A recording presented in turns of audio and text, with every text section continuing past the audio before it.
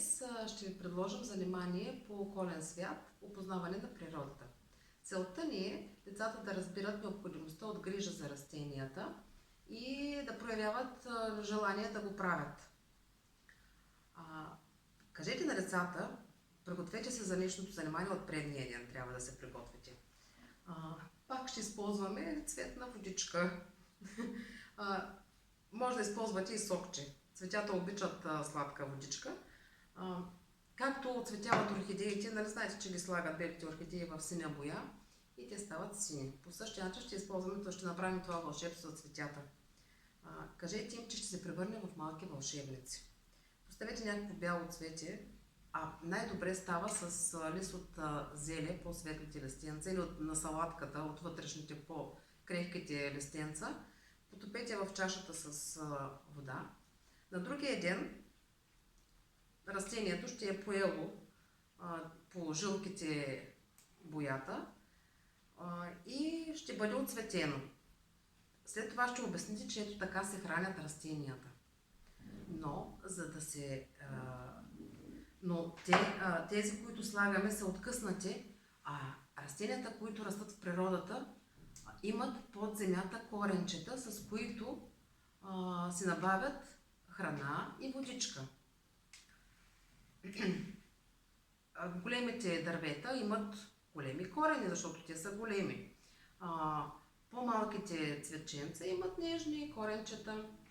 Храстите имат пък много корени, защото имат и много стебла. Растенията също имат стебло. Дърветата имат големи стебла, обясните на децата. Цветенцата имат по-нежни стебълца. Стеблата са необходими на растенията, за да ги държат изправени, за да не ги издуха вятъра. За същото помагат и корените, пък ги държат здраво, стъпили в земята вътре, за да не паднат. Растенията имат също и листа. Покажете на децата, имам растителност навсякъде покрай нас. В градините ни дори може да използвате и стайни растения в саксия. Покажете кое е лист, кое е стебло. Коренчетата не могат да ги видят. Растенията имат и цветове. А след това тези цветове се превръщат по дърветата в плодове. Попитайте децата кой се грижи за растенията у дома и в градината. Те ще ви отговорят, че това са хората, децата, баба, дядо, мама, тати. Вие знаете кой се грижи в къщи за растенията. Попитайте ги как се грижат. Какво е необходимо за едно растение, за да расте. Подсетете ги, че ги поливат с водичка. Разгледайте къде са поставени растенията, че се поставят до прозореца, и попитайте какво им е необходимо на растенията, за да растат. Необходима им е светлина. И за да затвърдим този процес, децата обикновено учат, когато играят, когато си говорим с тях, за момента го запомнят, но след това го забравят. А когато го направят с ръцете си, го заучават по-трайно. Затова ще направим наша градинка. Може да използвате джоб или пликче, някакво найлонка, каквото имате в къщи. Поставете вътре аз ще използвам джоб, тук имаме целофанено пликче. Поставете памук на дъното на пликчето. Две парчета памук. Защото съм приготвила два вида семена, които ще засеем. Така ще разберат децата и как поникват растенията. Те ще могат да видят самото коренче, как изниква стебълцето, как се развива листенцето, и това ще им остави по-трайна следа в съзнанието. След това, първо трябва да го разтворим така внимателно, да поставим вътре семенцата, няколко семенца боб.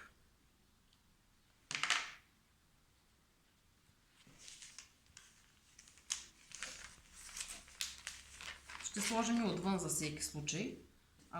Като покълнат, ако не се види коренчето, за да има и отвън. Да се застраховаме все пак.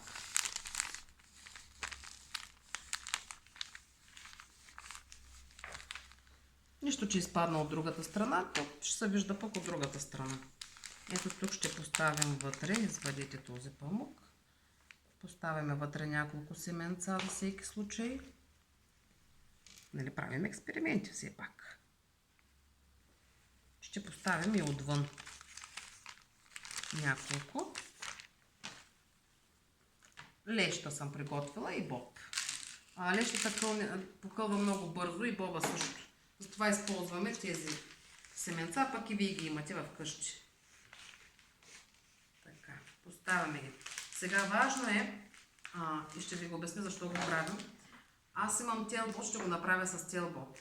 Но вие, ако нямате, може с игла и конец, като започнете тук над памука, да разделите самото пликче на две.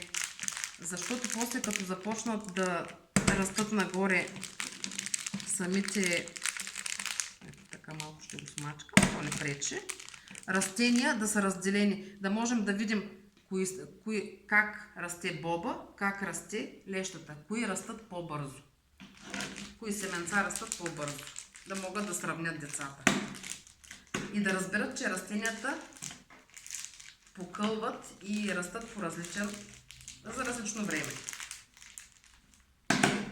Те по-големи няма да станат. Моя плик е голям. И сега пак ги разделяме вътре, ако са се смесили. Внимателно ги разделяме. Да си отидат в половинката. И пак ще попитам сега какво е нужно на тези семенца, за да пораснат. Трябва им водичка. Ще сипим малко водичка. Не прекалявайте с водата. Даже може да използвате и моливче нещо да натъпчете по-навътре. Хайде попитайте отново децата сега, какво още им е нужно? Какво им беше нужно още на растенията, освен водичка, светлина и топлина? Значи къде трябва да поставим нашите семенца, за да поникнат? Близо до прозореца. Също им трябва и въздух на растенията. Поставяме светлина, може с чипсо да се залепи за прозореца или да се сложи тук долу. И всеки ден трябва да ги наблюдаваме. Може и с чипсо, аз ще го залепя с чипсо, да се вижда сега. Тук на светло те много бързо ще покълнат. И наблюдавайте ги всеки ден, за да не изпуснете момента, когато се показва коренчето, как нагоре покълва стебълцето. До седмица ще имате градинка.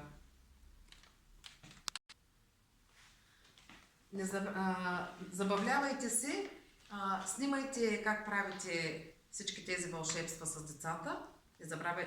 Снимайте след като изникнат и семенцата и ни изпратете обратна връзка на имейл адреса на групата и който желая под нашите видеа. Приятна работа!